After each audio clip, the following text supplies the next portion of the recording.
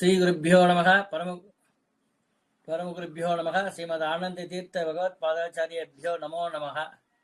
ಎಲ್ಲರಿಗೂ ನಮಸ್ಕಾರಗಳು. ಇನ್ನೊಂದು ದಿವಸ ನಾವು ಹರಿಕಥಾಮೃತ ಸಾರ ಅದರಲ್ಲಿ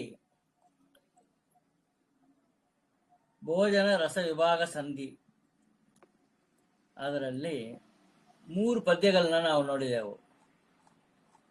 ಇವತ್ತು 4ನೇದು, 5ನೇದು, 6ನೇದು ಆ ಪದ್ಯಗಳನ್ನ ಇವತ್ತು ನಾವು ನೋಡೋಣ.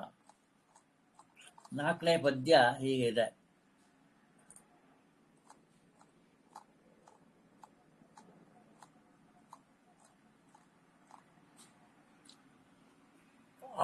ಹರಿಕಥಾಮೃತ ಸಾರ ಗುರುಗಳ ಕರುಣದಿಂದ ಪಣಿದು ಪೇಳುವೆ ಪರಮ ಭಗವದ್ ಭಕ್ತರಿದನಾದರದಿ ಕೇಳುವುದು ಆದರದಿ ಕೇಳುವುದು. 6 ರಸ ಸತ್ವಾದಿ ವೇದದಲಾರು ಮೂರಾಗಿಹವು ಸಾರ ಸಾರ ಗೀತ ಪ್ರಚುರ ಕಂಡ ಚಿತ್ತ ಪ್ರಚುರ ಈರಧಿಕ 70,000 ಮಾರಮಣನ ರಸಾಖ್ಯ ರೂಪ ಶರೀರದಲ್ಲಿ ಭೋಜ್ಯ ಸುಪದಾರ್ಥದಿ ತಿಳಿದು ಭುಂಜಿಪುದು.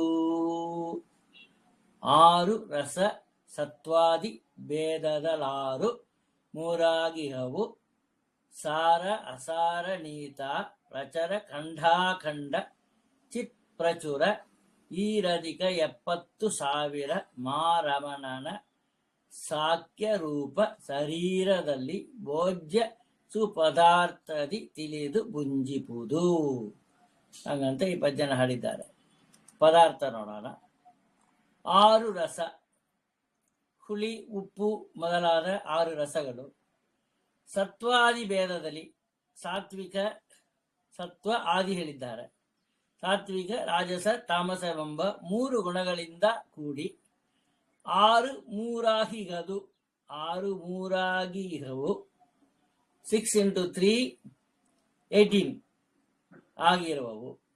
ಸಾರ ಅಸಾರ, ಸಾರ ಅಸಾರವೆಂತಲೂ ನೀತ ಅಪ್ರಚುರವೆಂತಲೂ ಖಂಡ ಅಖಂಡವೆಂತಲೂ ಚಿತ್ ಪ್ರಚುರವೆಂತಲೂ ಈರಧಿಕ 70,000. ಈರಧಿಕ ಅಂದ್ರೆ 2 ಅಧಿಕ ಹೆಚ್ಚು 70,000ವೆಂದರೆ 72,000 72,000 ಸಾವಿರಗಳಾಗುವವು.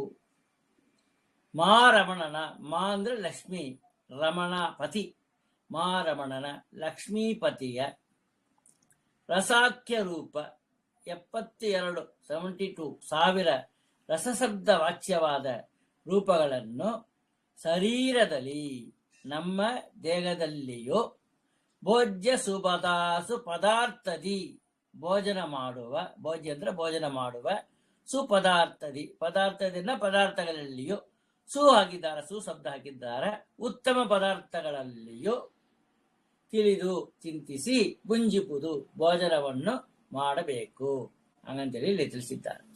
ಇದರ ತಾತ್ಪರ್ಯ ಹೆಂಗಿದೆ ಅಂತ ಹೇಳಿದ್ರೆ, ಷಡ್ ರಸಗಳಲ್ಲಿ ಭಗವತ್ ರೂಪಗಳನ್ನು ಚಿಂತನೆ ಮಾಡಬೇಕಾದ ಕ್ರಮವನ್ನು ಇಲ್ಲಿ ಹೇಳ್ತಾರೆ.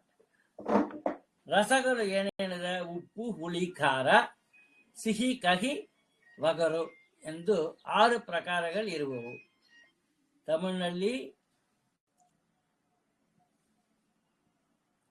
இனிப்பு, புளிப்பு, கசப்பு, உவர்ப்பு, துவர்ப்பு, கார்ப்பு.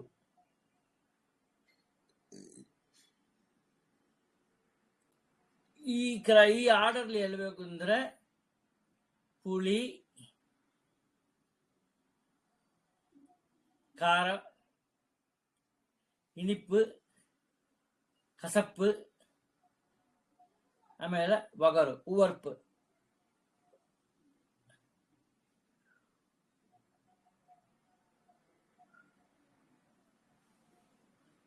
ಈ ಪ್ರಕಾರದ ಇವುಗಳಲ್ಲಿ ಒಂದೊಂದರಲ್ಲಿಯೂ ಸಾತ್ವಿಕ ಭಾಗವೆಂತಲೂ ರಾಜಸ ಭಾಗ ಎಂತಲೂ ತಾಮಸ ಭಾಗ ಎಂತಲೂ 3 ಭಾಗಗಳಾಗಿ ಇರುವವು.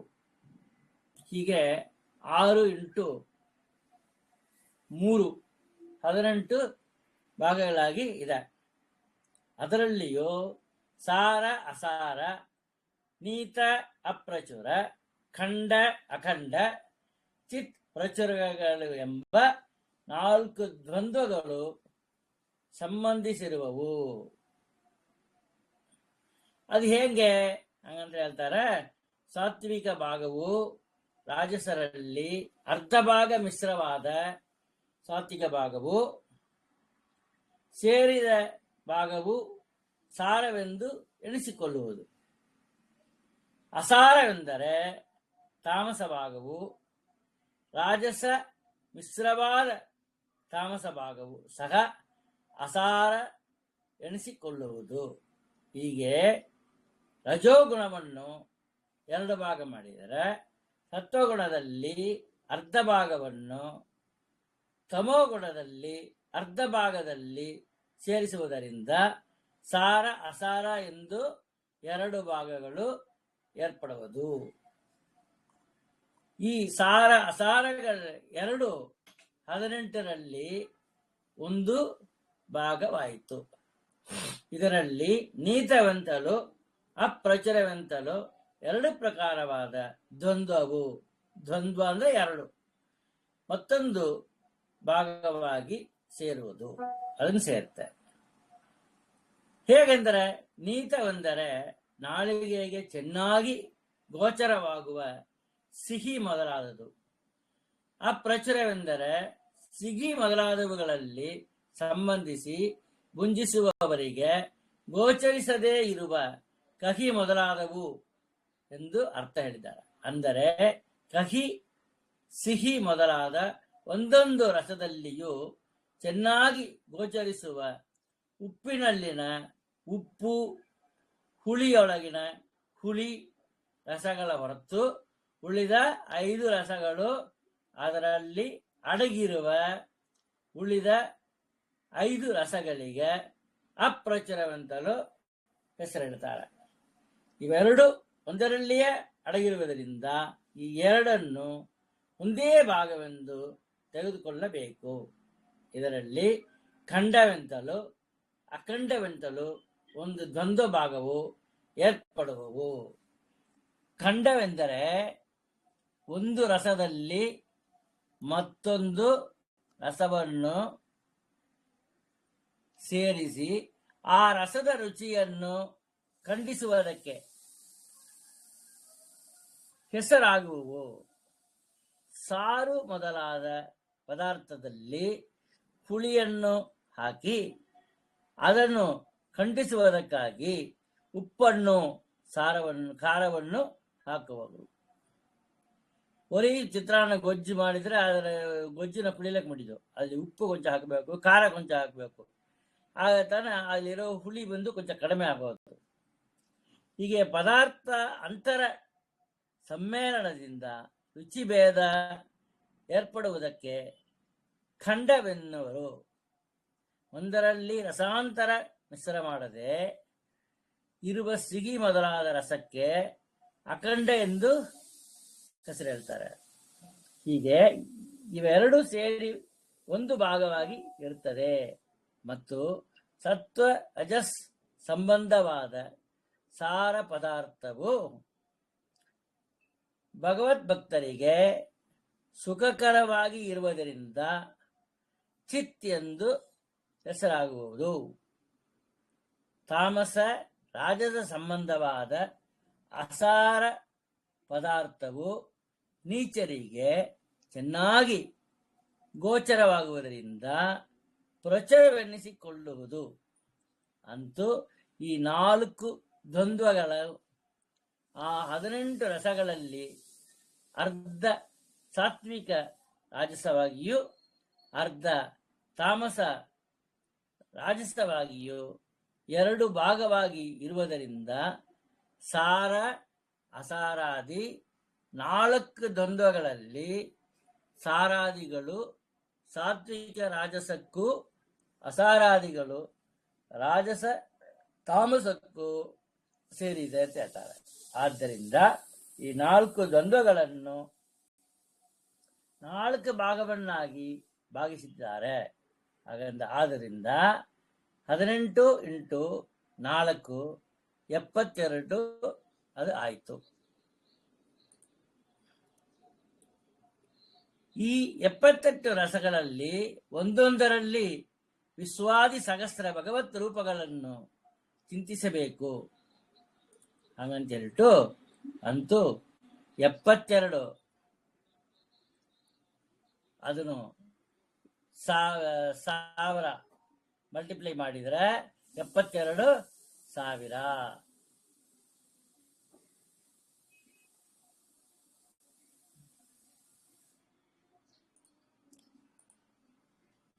ಹೀಗೆ ಗುಣಾಕಾರ ಮಾಡಲು 72 ಸಹಸ್ರವಾಗುವುದು ಹಾಗಂತ ಹೇಳಿದ್ದಾರೆ. ಈ ರೀತಿಯಲ್ಲಿ ಲಕ್ಷ್ಮೀಪತಿಯಾದ ಶ್ರೀ ಪರಮಾತ್ಮನು ನಮ್ಮ ಶರೀರದಲ್ಲಿ 72 ಸಹಸ್ರ ರಸರೂಪದಿಂದಲೂ ಭೋಜ್ಯವಾದ ಪದಾರ್ಥಗಳಲ್ಲಿಯೂ ರಸರೂಪಿಯಾದ ಶ್ರೀ ಪರಮಾತ್ಮನನ್ನು ಚಿಂತಿಸಿ ಭೋಜನ ಮಾಡಬೇಕು ಹಂಗಂಬುದು ಎಷ್ಟು ಸ್ಪಷ್ಟವಾಗಿ ಸಲ್ಲಿಸಿದ್ದಾರೆ ನೋಡ್ರಿ.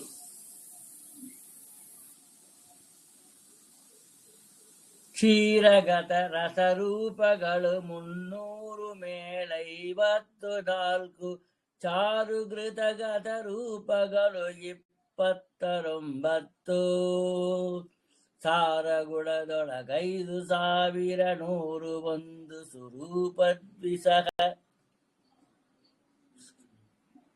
225 ರೂಪ ಫಲಗಳಲ್ಲಿ.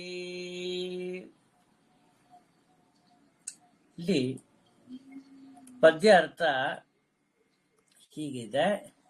ಕ್ಷೀರಗತ ರಸರೂಪಗಳು ಹಾಲಿನಲ್ಲಿ ಇರುವ ರಸದೊಳಗಿನ ಭಗವತ್ ರೂಪಗಳು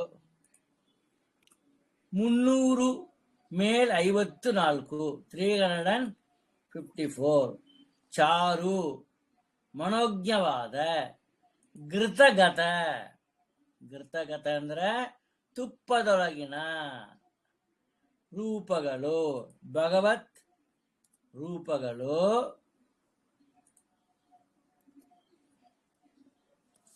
29 ಹಂಗಂತೇಳಿ ತಿಳಿಸಿದ್ದಾರೆ. ಸಾರಭೂತವಾದ ಗುಡದೊಳಗೆ, ಗುಡ ಅಂದ್ರ ಬೆಲ್ಲ,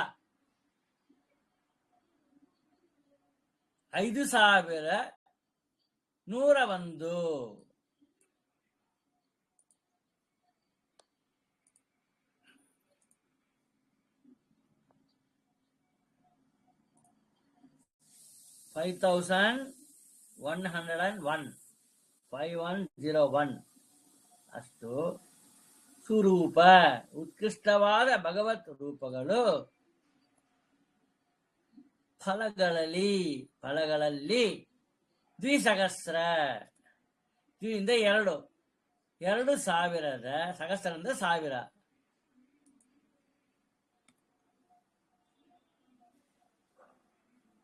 6 ಶತ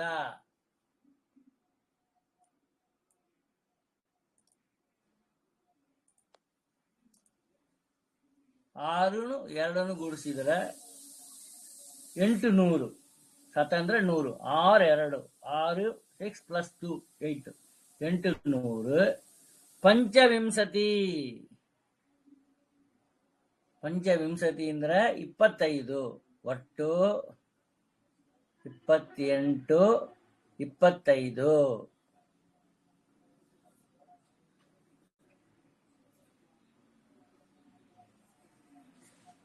ರೂಪ ಭಗವತ್ ರೂಪಗಳು ಇರುವುದೆಂದು ಚಿಂತಿಸಬೇಕು ಅಂತ ಸ್ಪಷ್ಟವಾಗಿ ಇಲ್ಲಿ ಈ ಪದ್ಯದಲ್ಲಿ ತಿಳಿಸಿದ್ದಾರೆ. ಭೋಜನ ರಸ ವಿಭಾಗ ಸಂಧಿ ಹೆಸರಿಗೆ ತಾತ್ಪರ್ಯ ಏನಂದ್ರೆ, ಮೇಲಿನ ಪದ್ಯದಿಂದ ಸಾಮಾನ್ಯವಾಗಿ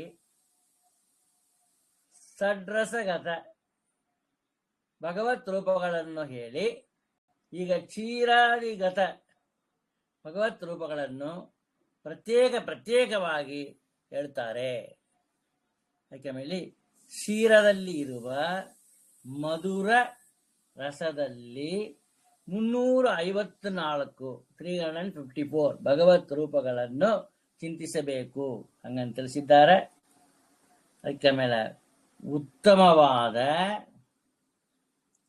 ತುಪ್ಪದೊಳಗೆ 29 ಭಗವತ್ ರೂಪಗಳನ್ನು, ಬೆಲ್ಲದೊಳಗೆ 2501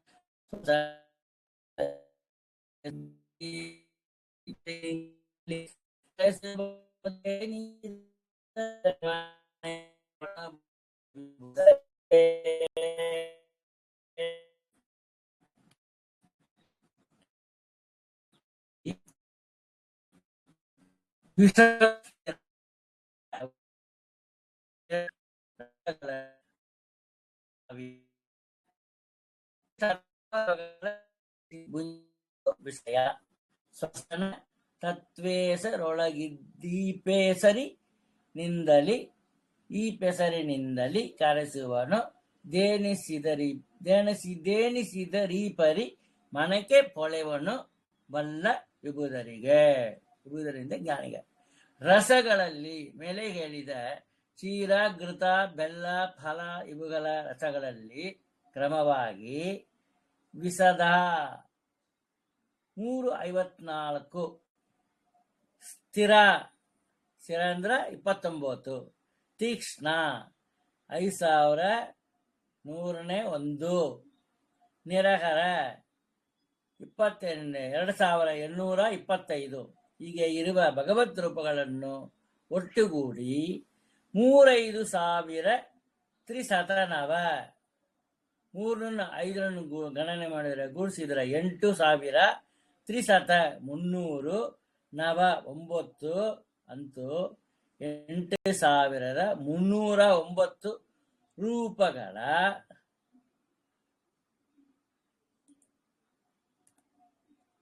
ಭಗವತ್ ರೂಪಗಳನ್ನು ಚಿಂತಿಸಿ ವಿಷಯ ಭೋಜನಕ್ಕೆ ವಿಷಯವಾದ ಭೋಜ್ಯ ಪದಾರ್ಥವನ್ನು ಭುಂಜಿಪುದು, ಭೋಜನವನ್ನು ಮಾಡಬೇಕು ಹಂಗಂದ್ರೆ ತಿಳಿಸಿದ್ದಾರೆ. ಸ್ವಸನ ತತ್ವೇಸರೊಳಗಿದ್ದು ಚಿತ್ತ ಅಭಿಮಾನಿಯಾದ ವಾಯುದೇವರು ಮೊದಲಾದ ತತ್ವಾಭಿಮಾನಿ ದೇವತೆಗಳೊಳಗಿದ್ದು ಈ ಪೆಸರಿನಿಂದಲೀ ವಿಸದ ಸ್ಥಿರ ಮೊದಲಾದ ನಾಮದಿಂದ, ಹೆಸರು ಅಂದ್ರೆ ಹೆಸರಿನಿಂದಲೇ ಕರೆಸಿಕೊಳ್ಳಲ್ಪಡುವನು. ಈ ಪರಿ ಅಂದ್ರೆ ಈ ರೀತಿಯಾಗಿ ದೇನಿಸಿದರೆ ಅಂದ್ರೆ ಧ್ಯಾನ ಮಾಡಿದರೆ ಬಲ್ಲ ತಿಳ್ಕೊಬಹುದು. ತಿಳಿದ ವಿಭುದರಂದ್ರೆ ಜ್ಞಾನಿಗಳಿಗೆ, ಮನಕೆ ಅಂದ್ರೆ ಮನಸ್ಸಿಗೆ, ಪೊಳೆವನು ಅಂದ್ರೆ ತೋರಿ ಬರುವನು ಹಾಗಂತ ಹೇಳಿದ್ದಾರೆ. ಇದರ ತಾತ್ಪರ್ಯ ಏನಂತ ನೋಡೋಣ. ಅಕ್ಷರಗಳ ಮೇಲೆ ಸಂಖ್ಯಾ ಸೂಚಿಸುವ ಸಂಪ್ರದಾಯವು ಜ್ಯೋತಿಷಕಾರರು, ಶಾಸ್ತ್ರಕಾರರು ಸಹ ಹೇಳಿದ್ದಾರೆ. ಅದರ ಕ್ರಮ ಹೇಗೆಂದರೆ ಖಾದಿನವ, ಚಾದಿ, ಪಂಚ, ಪಾದಿ, ಪಂಚ, ಯಾದಿ, ದಶ. ಇದರರ್ಥ ಕ ಮೊದಲು ಇಗ್ನ ಎಂಬ ಅಕ್ಷರ ಬಿಟ್ಟು ನ್ಯಾವರೆಗೂ ಎನಿಸಿದರೆ 9 ಅಕ್ಷರಗಳು ಆಗುವುದು. ಠ ಮೊದಲು ನಾವರೆಗೂ 5 ಅಕ್ಷರಗಳು. ತ ಮೊದಲು ನಾವರೆಗೂ 5 ಅಕ್ಷರಗಳು. ಪ ಮೊದಲು ಮಾವರೆಗೆ ಪಾಪ ಬಾಬ ಮ ಹೇಳ್ತೇವಲ್ಲವ 5 ಅಕ್ಷರಗಳು. ಯಾ ಮೊದಲು ಕ್ಷವರೆಗೂ 10 ಅಕ್ಷರಗಳು. ಹೀಗೆ ಸಂಖ್ಯಾ ಮಾಡುವ ಪದ್ಧತಿ ಇರುವುದು. ಅಂಕಾನಾಂ ವಾಮತೋ ಗತಿ. ಅಂಕಾನ ವಾಮತೋ, ಲೆಫ್ಟ್ಲಿ ಇರೋ ಫ್ರಂಟ್ಲಿ ಬರಬೇಕು, ಫ್ರಂಟ್ಲಿ ಇರೋದು ಬ್ಯಾಕ್ಲಿ ಹೋಗ್ಬೇಕು, ರಿವರ್ಸ್ಲಿ ಹೋಗ್ಬೇಕು. ಅಂಕಾನಾಂ ವಾಮತೋ ಗತಿ ಎಂಬ ಪ್ರಮಾಣದಿಂದ ಕ್ರಮವಾಗಿ ಅಕ್ಷರ ಸಂಖ್ಯೆಯನ್ನು ಬರೆದು ಎಡದಿಂದ ಗಣನೆ ಮಾಡಬೇಕು. ಹಾಗೆ ಇಲ್ಲಿ ವಿಸದ, ಸ್ಥಿರ, ತೀಕ್ಷ್ಣ, ನಿರಹರ ಎಂದು ಹೇಳಿದ್ದಾರೆ. ಇದರಲ್ಲಿ ವಿಸದ ಎಂಬ ಪದದಲ್ಲಿ ವಿ 8, ಸ 5, ಧ 3, ಹೀಗೆ 8, 4, 3 ಆಯಿತು. 8, 5, 3 ಆಯಿತು. 853. ಇದನ್ನು ಎಡದಿಂದ ಓದಿದರೆ 354 ಬರುತ್ತೆ. ಇವು ಚೀರಗತ ರೂಪಗಳ ಮೇಲಿನ ಪದ್ಯದಿಂದ ಹೇಳಿದ್ದಾರೆ. ಮತ್ತು ಸ್ಥಿರ, ಇದರಲ್ಲಿ ಸ ಎಂಬ ಅಕ್ಷರವನ್ನು ಗ್ರಹಣ ಮಾಡಿದರೆ 8 ಆಯಿತು. ತಿ 2, ಸ್ಥಿ ಒತ್ತಕ್ಷರವಾದುದರಿಂದ ಎರಡನ್ನು ಒಂದಾಗಿ ಸೇರಿಸಬೇಕು. ಅಂದರೆ 2 ಮತ್ತು 7 ಸೇರಿಸಿದರೆ 9 ಎಂದು ಭಾವ. ರ 2 ಅಂತೂ 92 ಎಂದು ಆಯಿತು. ಇದನ್ನು ಎಡದಿಂದ ಓದಿದರೆ 29 ಆಗುವುದು. ಇವು ಘೃತದಲ್ಲಿನ ಭಗವತ್ ರೂಪಗಳು. ತೀಕ್ಷ್ಣ, ತೀ ಎಂಬುದು 1, ಕ್ಷ 10, ನ 5. ಇದನ್ನು ಎಡ ಮಾಡಬೇಕು. ಇದರಲ್ಲಿ 10 2 ಸ್ಥಾನ ಉಳ್ಳದಾದುದರಿಂದ ಅದನ್ನು ಎಡದಿಂದ ಓದಿದರೆ 0 1 ಹೀಗಾಗುತ್ತೆ. ಅಂತೂ 1 0 25. ಇವು ಎಡದಿಂದ ಓದಿದರೆ 5101 ಆಗುವುದು. ಇವು ಗುಣಗತ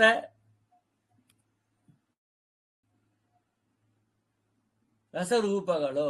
ನಿರಹರ ನಿ 5, ರ 2, ಹ ಬಂದು 8, ರ ಬಂದು 2. ಅಂತೂ 5282. ಇವು ಎಡದಿಂದ ಎಣಿಸಿದರೆ 2825 ಆಗುವುದು. ಇವು ಫಲಗತ ರಸವೆಂದು ಭಾವಿಸಬೇಕು. ಹೀಗೆ ಮೇಲೆ ಹೇಳಿದ ಈ ಸಂಖ್ಯೆಗಳನ್ನು ಒಟ್ಟುಗೂಡಿಸಿದರೆ 8309 ಆಗುವುದು. ಭೋಜನಕ್ಕೆ ಯೋಗ್ಯವಾದ ಪದಾರ್ಥಗಳನ್ನು ಭುಂಜಿಸುವಾಗ ಈ ರೂಪಗಳನ್ನು ಆಯಾ ರಸಗಳಲ್ಲಿ ಚಿಂತಿಸಿ ಭುಂಜಿಸಬೇಕು. ಈ ದೇಹದೊಳಗೆ ಇರುವ ಚಿತ್ತಾಭಿಮಾನಿಯಾದ ವಾಯುದೇವರು ಮೊದಲಾದ 20 ತತ್ವೇಸರೊಳಗಿದ್ದು ವಿಸದಾದಿ ನಾಮಗಳಿಂದ ಕರೆಸಿಕೊಳ್ಳಲ್ಪಡುವನು. ಹೀಗೆ ಧ್ಯಾನ ಮಾಡಿದರೆ ತಿಳಿದ ಜ್ಞಾನಿಗಳಿಗೆ ಮನಸ್ಸಿನಲ್ಲಿ ಅಲ್ಲಲ್ಲಿ ಆ ರೂಪಗಳು ಗೋಚರವಾಗುವವು ಹಾಗಂತೇಳ್ತು ಇಲ್ಲಿ ಹೇಳ್ತಾರೆ. ಶ್ರೀಕೃಷ್ಣಾರ್ಪಣಮಸ್ತು. ಮುಂದಿನ ಹಂಚಿಕೆಯಲ್ಲಿ ಇನ್ನು 3 ಪದ್ಯಗಳನ್ನು ನಿಮ್ಮ ಕೂಡ ಹಂಚಿಕೊಳ್ತಾನೆ. ಹರೆಯೇ ನಮಃ. ಸರ್ವಂ ಶ್ರೀ ಕೃಷ್ಣಾರ್ಪಣಮಸ್ತು. Stop recording.